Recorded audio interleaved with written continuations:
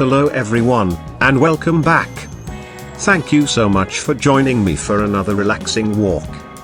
I always appreciate your company, whether you're watching from home, taking a break at work, or simply looking for a peaceful video to help you unwind. Today's walk is a little different from my usual lunchtime adventures because the weather had its own plans. Around noon, the rain became incredibly heavy, with dark clouds covering downtown Toronto and steady rainfall making it impossible to enjoy a comfortable walk outside. Normally, I like exploring the city streets, listening to the sounds of traffic and watching people enjoy their day. However, rainy days often encourage us to discover places that we might otherwise overlook. Instead of cancelling today's walk, I decided to head underground into Toronto's famous path network. It turned out to be a wonderful reminder that sometimes unexpected weather creates unexpected opportunities. Rather than seeing the rain as a disappointment, I chose to treat it as an invitation to explore another side of the city. So today, I invite you to join me for a calm and casual journey beneath the busy streets of downtown Toronto, where thousands of people continue their daily routines while staying warm, dry, and comfortable.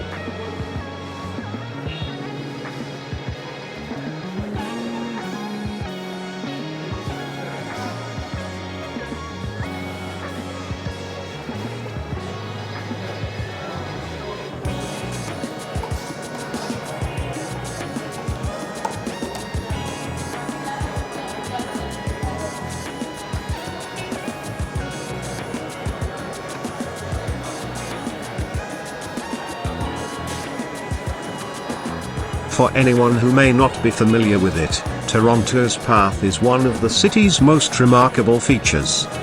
It is an extensive underground pedestrian network connecting office towers, shopping centers, hotels, transit stations, restaurants, and countless other buildings throughout downtown.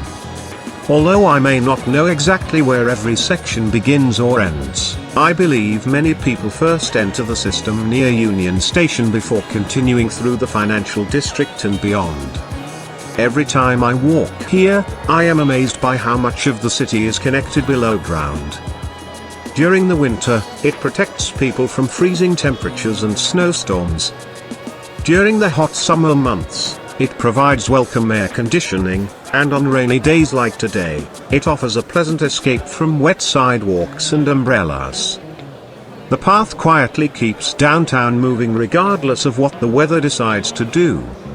Many visitors are surprised when they discover just how large this underground world really is, and even after years of working downtown, I still find new hallways, new shops, and interesting corners that I have never noticed before.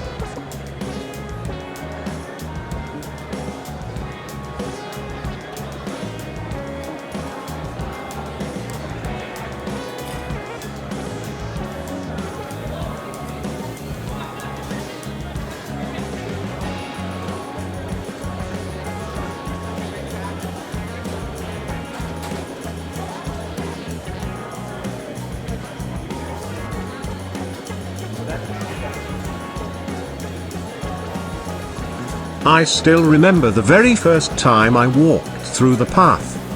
To be honest, it felt like entering a giant maze.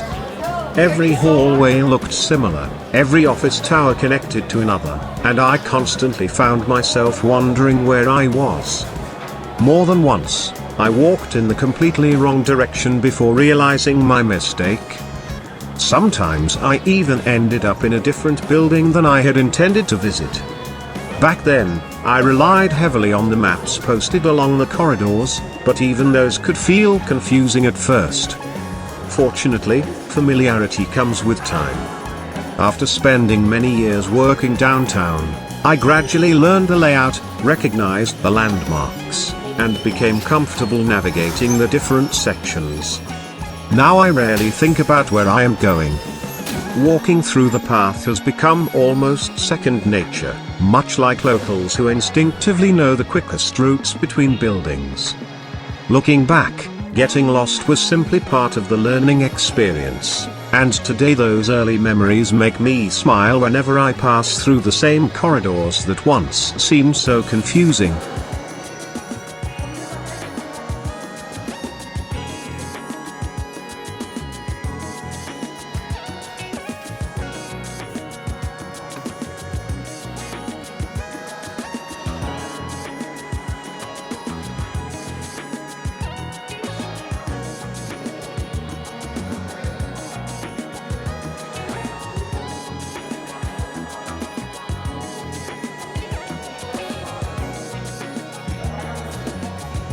As lunchtime arrived, the atmosphere inside the path became much livelier. Office workers streamed down from countless buildings, creating a steady flow of people heading toward cafés, restaurants, and food courts. Even though it was pouring outside, the underground pathways were filled with energy, conversation, and the pleasant aroma of freshly prepared meals. One of my favorite things about walking here during lunchtime is observing the diversity of both the people and the food. Toronto is one of the world's most multicultural cities, and that diversity is reflected beautifully in the restaurants throughout the path. Within just a few minutes of walking, you can find sandwiches, salads, soups, sushi, Chinese cuisine, Korean dishes, Thai food, Greek specialties, Italian pasta, Middle Eastern flavors, and many other international options. Everyone seems to have their own favorite place, and it is interesting to watch long lines forming outside popular restaurants while nearby cafés quietly serve customers looking for a quick coffee or snack. The path truly feels like a small underground city where thousands of individual lunchtime stories quietly unfold every single day.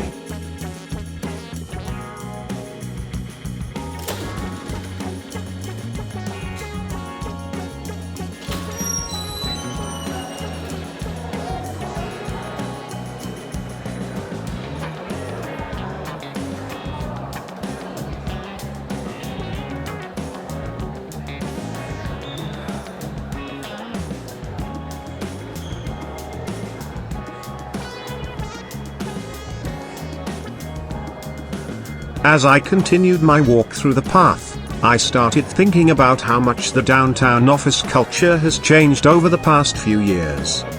Since many companies have gradually asked their employees to return to the office several days each week, the underground corridors have become lively once again.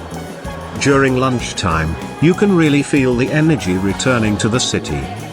Restaurants become busy, cafés fill with conversations, and people line up patiently to order their favorite meals.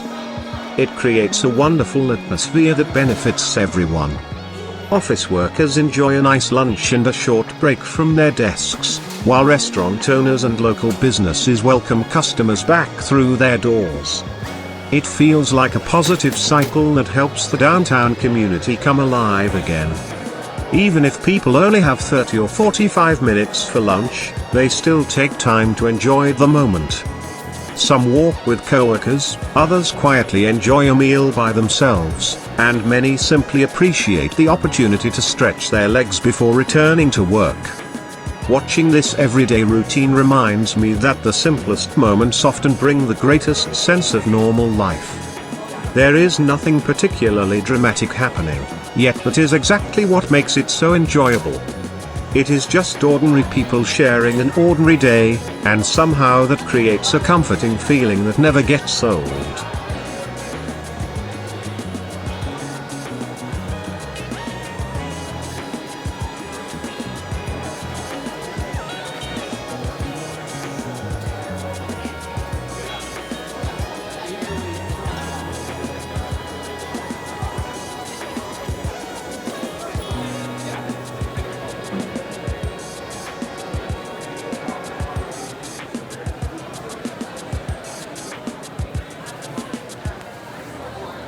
When it comes to choosing lunch, everyone has their own habits and favorite places. For me, I usually prefer something simple and reasonably priced. One place I still visit quite often is Tim Hortons. Although the company has changed ownership over the years, it still feels like a familiar part of everyday Canadian life. Sometimes all I need is a warm cup of coffee and a bowl of chili. That combination is surprisingly satisfying, especially on a cool and rainy afternoon like today. The portion is just right for me because I usually do not enjoy eating a very heavy lunch during the workday.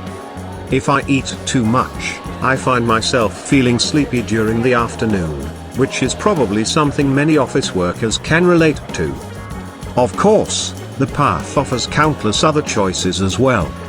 There are excellent Chinese restaurants, Thai food, Japanese cuisine, Greek specialties, healthy salad bars, bakeries, and many small family-owned businesses serving delicious meals every day. Occasionally I notice long lineups outside certain restaurants, which usually means the food is worth waiting for. Every now and then I tell myself that I should try somewhere new instead of returning to my usual favorites. Exploring different restaurants is part of the fun, and perhaps one day I'll feature some of those hidden gems in a future walking video.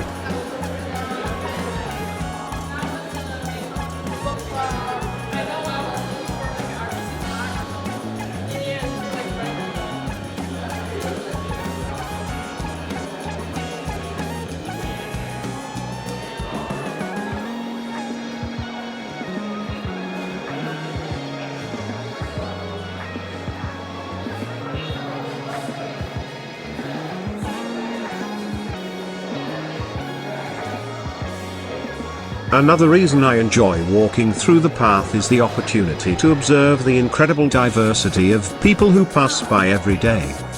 Toronto is famous for being multicultural, and nowhere is that more visible than during the lunchtime rush. People from many different backgrounds, cultures, and professions all share the same hallways. Some are wearing business suits, others are dressed casually, and many are carrying laptops, shopping bags, or take-out lunches. Every person has their own story, destination, and schedule, yet for a few brief moments our paths cross beneath the city streets. Every now and then I unexpectedly recognize someone I worked with years ago. We stop for a moment, exchange greetings, ask how life has been, and then continue on our separate ways. Those small encounters always make me smile. Sometimes we reconnect with old friends, former coworkers, or familiar faces we haven't seen in a long time. Life moves quickly, so these unexpected meetings feel surprisingly meaningful. The path quietly brings together thousands of people every day, creating countless little moments of connection that often disappear as quickly as they happen. It reminds me that even in a busy city, we are all sharing the same community in our own unique ways.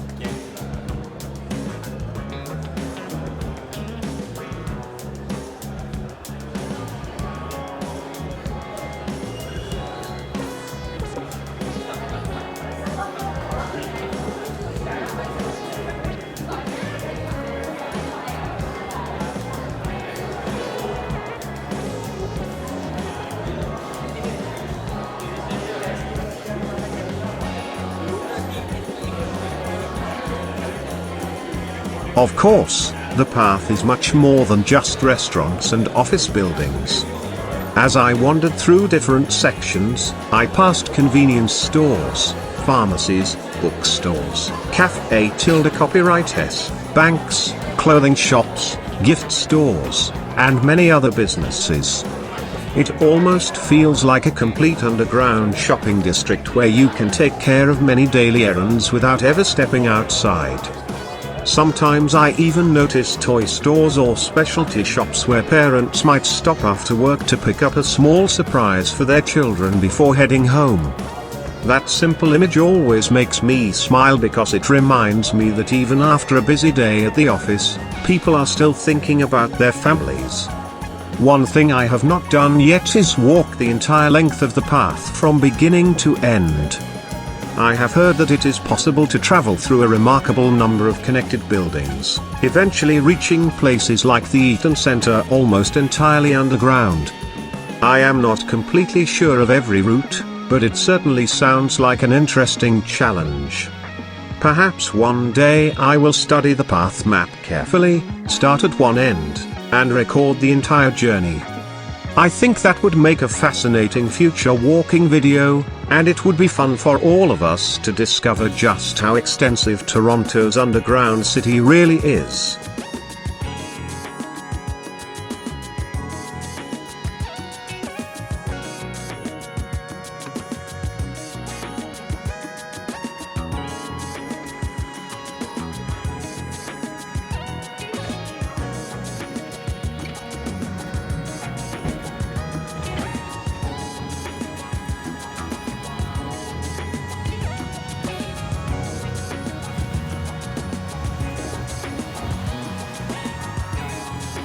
As my walk continued, I found myself thinking about lunch itself and why it feels like such an important part of the working day.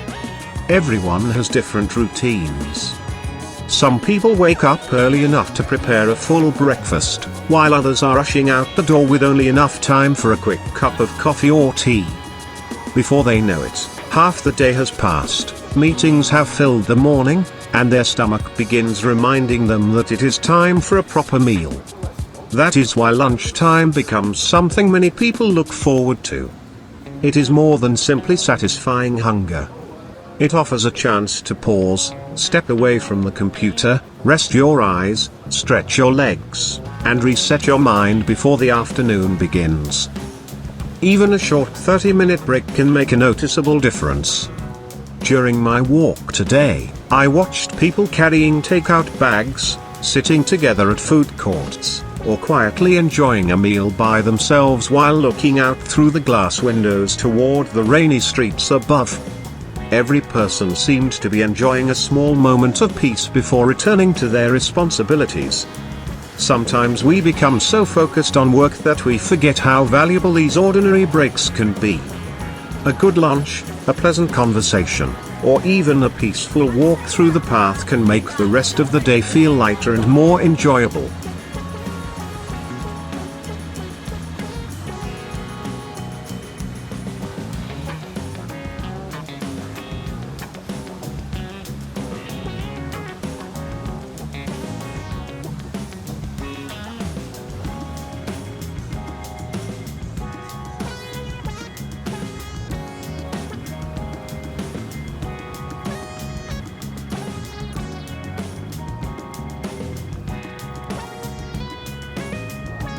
Most of the time, I actually bring my own lunch to work. Preparing food at home is one of the easiest ways to save money, especially with the cost of living continuing to rise. Many office buildings have lunchrooms equipped with microwaves, making it convenient to heat up a homemade meal and enjoy it with colleagues. There is something comforting about eating food prepared at home, and it often encourages healthier eating habits as well. Of course, bringing lunch is not always perfect. Carrying a lunch bag every morning adds a little extra weight during the commute, especially if you already have a laptop, water bottle, and other work essentials. Another challenge is that homemade meals can become repetitive. Most of us are not professional chefs, and after eating the same recipes week after week, it is natural to crave something different. That is when the restaurants throughout the path become especially tempting. Sometimes all you want is a bowl of hot noodles, a fresh sandwich, a comforting bowl of soup, or a meal with flavors you would not normally cook at home. I think maintaining a balance works best. Bringing lunch most days helps save money, while treating yourself to a restaurant meal every now and then adds a little variety and gives you something to look forward to during the work week.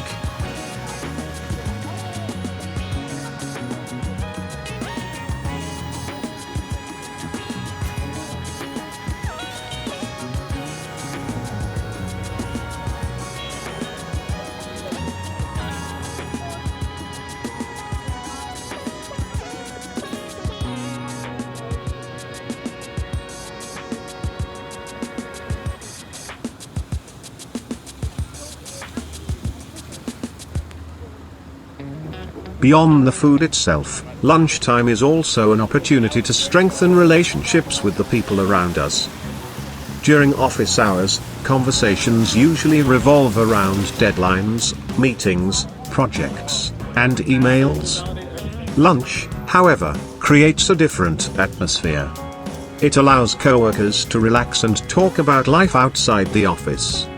People share stories about their families, favorite hobbies, travel experiences, weekend plans, sports, movies, or the places they hope to visit someday.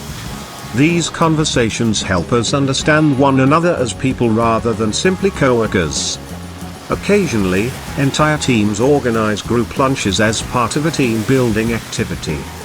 Sometimes everyone pays for their own meal, while on special occasions, such as the holiday season or a successful project celebration, the company may generously cover the bill. Those lunches often become memorable moments because everyone is laughing together without thinking about work for a little while. I have always believed that a positive workplace is built not only through professional cooperation but also through kindness, respect, and genuine human connection. Sharing a meal together is one of the simplest ways to build those connections, and I think that tradition will always remain valuable, no matter how much technology changes the way we work.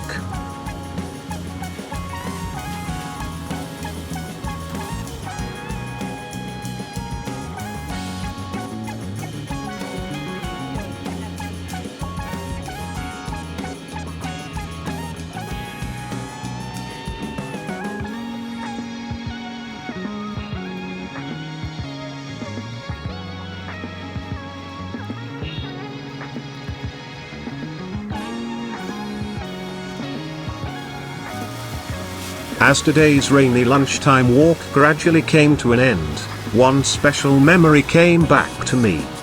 Several years ago, our development team, which consisted of only a few people, went out for lunch together. I honestly cannot remember the exact reason for the occasion, but I clearly remember deciding that I wanted to pay for everyone's meal. It was not an expensive restaurant, and it was not a grand celebration. I simply wanted to surprise my teammates and express my appreciation for working together. Seeing their smiles and hearing their grateful reactions made that simple lunch far more meaningful than the money itself. Even today, that memory reminds me that generosity does not always have to be dramatic. Sometimes a small gesture can brighten someone else's day and become a lasting memory for everyone involved. As I finally made my way out of the path, I noticed that the rain had almost stopped. The streets outside looked fresh and clean, with the sidewalks reflecting the afternoon light and the city slowly returning to its usual rhythm. Thank you so much for joining me on today's peaceful lunchtime walk through Toronto's remarkable underground path. I truly appreciate you spending part of your day with me. I hope this relaxing journey brought you a few quiet moments to slow down, unwind, and enjoy the simple beauty of everyday city life. Until our next adventure, please take good care of yourself, stay safe, and I look forward to walking with you again very soon. Thank you, and see you in the next video.